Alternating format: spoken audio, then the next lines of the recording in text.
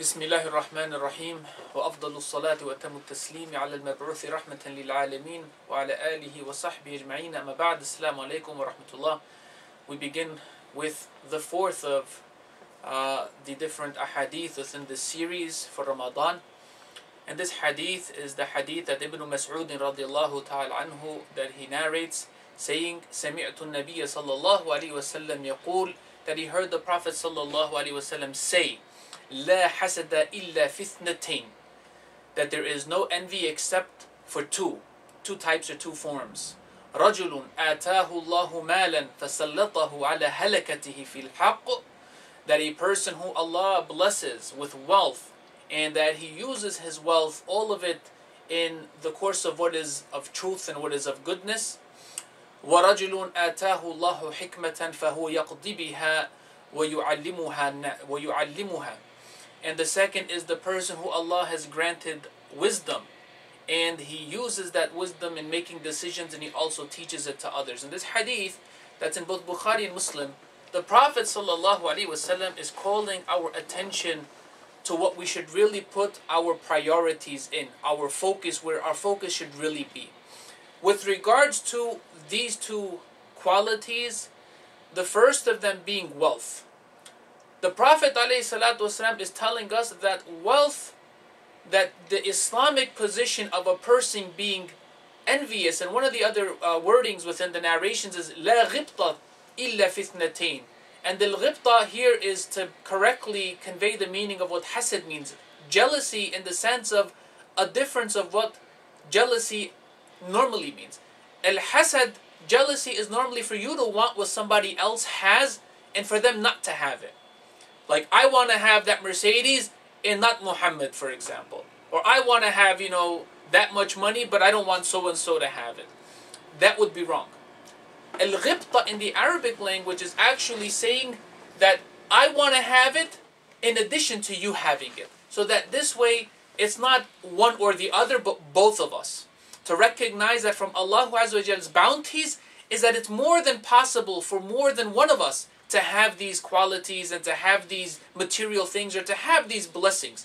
And this is to really help us understand how that wealth and richness, that it's from the heart and it's from our perception.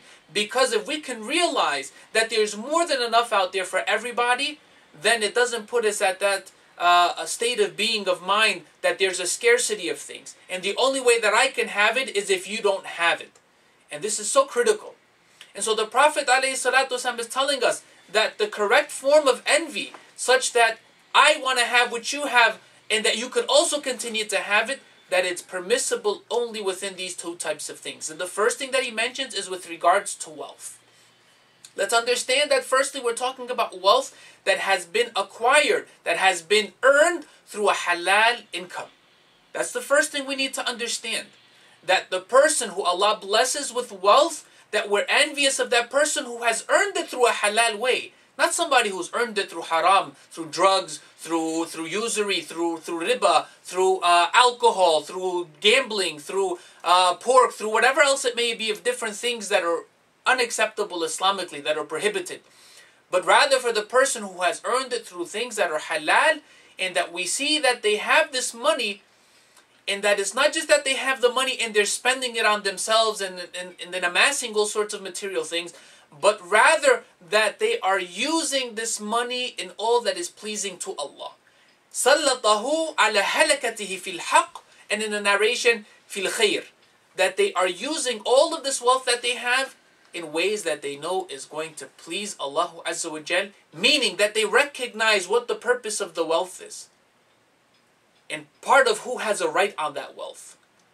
And when we can understand that the right on that wealth, that Allah the Exalted, He has rights upon that wealth, then we're going to be conscious of how we need to use that wealth. And when we recognize that Allah has rights upon this wealth, He is the one who is the source of blessing us with all that has made us the recipients of this wealth, then we're going to realize that we want to use that wealth in ways that is pleasing with Allah, that is correct with Allah, and therefore we're going to use it in the categories of what the zakah and the sadaqah as a whole are. In supporting family, in da'wah for Islam, in helping those who are needy, in helping to relieve those that are in debt, and so on and so forth. helping to support Islamic projects, helping to support the masjid, helping to pay for students to go to Islamic school, helping for the mission in the Islamic school to run. All of these are very noble projects and noble causes that are all fi sabilillah, as well as what we have of different Islamic organizations and humanitarian organizations that are out there, as we can recognize, especially now with the crisis in Pakistan, with the floods. Allah help them and help them soon. Allahumma ameen. The second category that the Prophet ﷺ mentions, which is enviable, is a person whom Allah the Exalted has blessed with knowledge and wisdom. Al-hikmah. Wisdom and knowledge, and it's not just knowledge raw, but it's actually being able to correctly understand and benefit from it. And that definitely incorporates within it the experiences of your own life and the experiences of others, so that this way you learn also vicariously. So this is a person whom Allah has given knowledge and wisdom, and that he uses it when he deals with people. That he uses it to help have the best relationships with them. He uses it to prevent conflicts from happening. He uses it to extinguish what there may be of an issue at hand. He uses it to settle problems. He also uses it to settle issues between two or more people.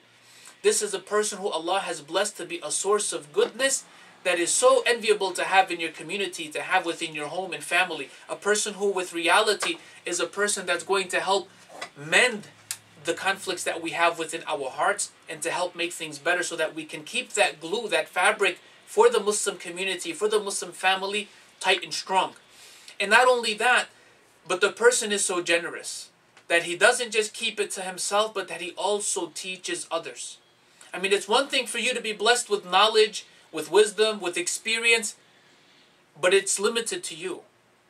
It's a totally different level of blessings when a person recognizes that they can share it with others, that they can help lift others up, where they're able to help others to become better. It's one thing when you can fish for a person and help feed them for the day, as opposed to when you're not able to help others to learn how to fish and to take care of themselves. It's one thing to have one beacon of goodness, one source of light, one person who's of tremendous benefit and help, as opposed to now you training and helping others, so that now the ummah as a whole is becoming better prepared to do these different functions and services of what the Prophet ﷺ himself was. And this is true with regards to the wealth, and it's also true with regards to the knowledge. With regards to this wisdom and knowledge, ultimately we need to understand that it's founded within Islamic knowledge. We're talking about knowledge of the book of Allah Azza wa Jal, the Quran, and we're talking about knowledge of the Sunnah, the blessed life example of the Prophet Salawatullahi wa salamuhu alayhi. It is knowledge of these two things which is revelation for us, wahi, that is the source of all goodness, of all knowledge, of all wisdom, of all blessings, of all benefit.